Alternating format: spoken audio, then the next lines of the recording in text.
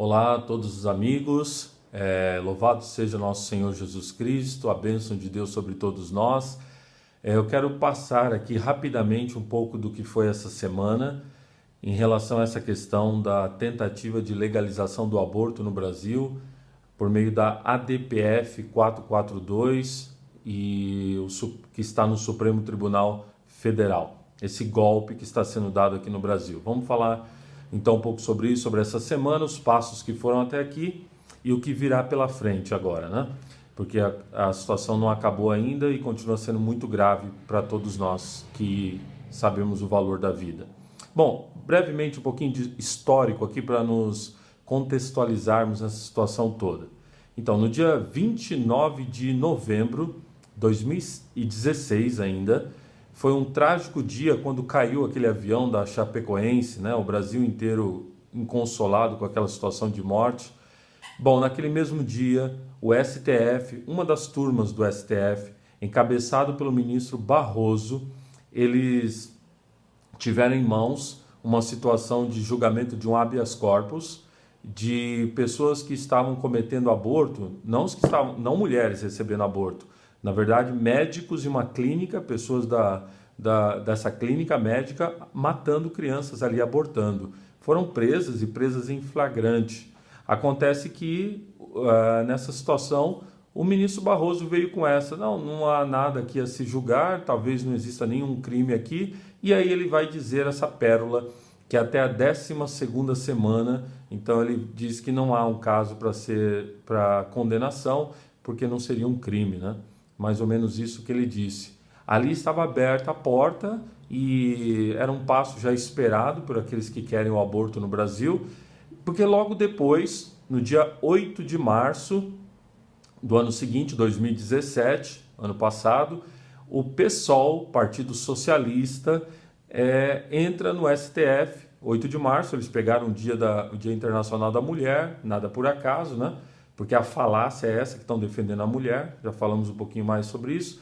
Eles entram com essa ADPF, que é uma arguição diante do Supremo, arguição de direito fundamental, e nessa arguição eles pedem ao Supremo que os números 124 e 126 do Código Penal seja declarado como inconstitucional, porque estaria contra a Constituição, que são aqueles números do Código Penal que criminalizam, né, o aborto.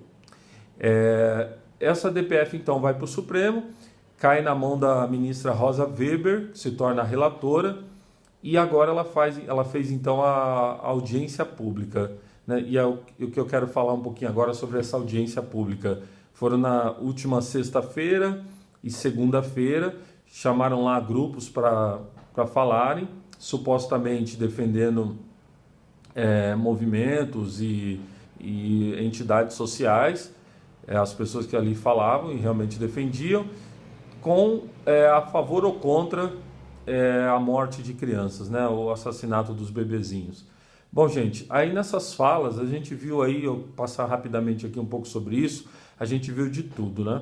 A gente viu ali nas falas, primeiramente, falas de alguns religiosos, isso foi terrível, alguns religiosos defendendo o aborto. Teve uma mulher lá da igreja luterana, muito triste a gente saber isso dos nossos irmãos luteranos, claro que ela não fala por todos os luteranos. Eu escutei também a fala de um rabino, ou seja, do judaísmo, também deixando o aborto assim de forma totalmente aberta. A fala dele, você pode legalizar o aborto até o 9º mês por qualquer tipo de situação, dá a entender isso. Muito triste. Nós tivemos toda aquela falácia que estavam falando em relação em defesa da mulher. Nós sabemos que isso tudo é mentira. Aliás, metade dos bebês assassinados, eles são mulheres, né? São do sexo feminino. Então as mulheres já começam morrendo ali, no ventre materno.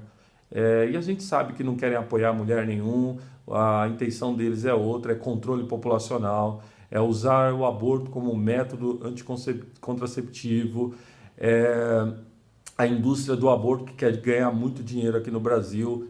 Esse é o objetivo por trás de toda aquela lorota que está sendo falada ali, né? Bom, nós tivemos a fala também de outras pessoas que não necessariamente defendendo a vida. Teve um médico que falou muito bem ali em relação à defesa da vida, a forma como ele explanou. Ele desmascarou as mentiras dos números, né? Os tão citados números, estatísticas, número de mulheres que morrem por causa de aborto. Ele foi desmascarando tudo aquilo, mostrando toda a mentira que está por trás daquilo. Não são números confiáveis, não são pesquisas confiáveis. Esse médico, esse doutor colocou isso de forma muito clara, foi muito bom. E tivemos a fala dos nossos representantes da CNBB.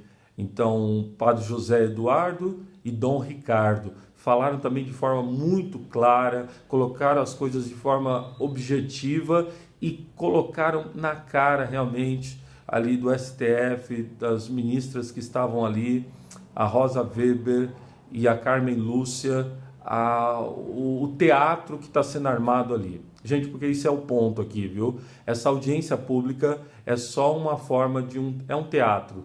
A ministra Rosa Weber tentou dar uma tonalidade ali de democracia, mas a verdade é o seguinte: a democracia, junto com os bebês que querem matar a democracia também. Por quê? Porque isso é ativismo jurídico. Basicamente, o que é? Ministros criando leis, legislando no lugar de quem deveria fazê-lo, que são os deputados e senadores.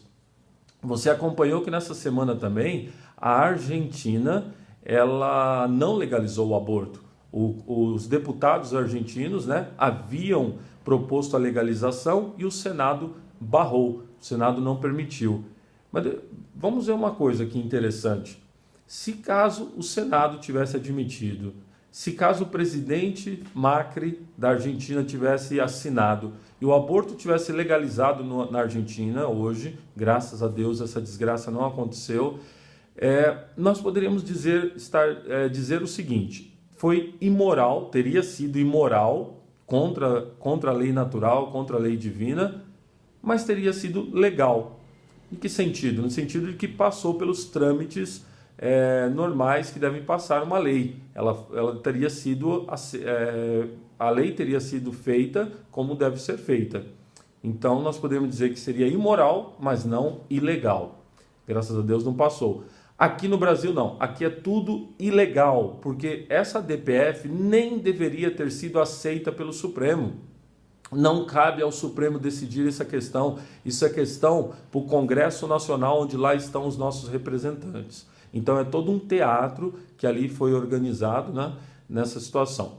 Bom, em que pé nós estamos agora? Terminada a audiência pública, a ministra relatora vai poder estar apresentando isso e a relatoria de tudo isso, e creio eu que o presidente do STF, que vai ser o Toffoli, a partir de setembro agora ele assume. Eu creio que nesse mês de agosto não deve ter nenhuma votação ainda, porque tudo isso vai para votação no plenário dos 11 ministros que vão votar essa ADPF.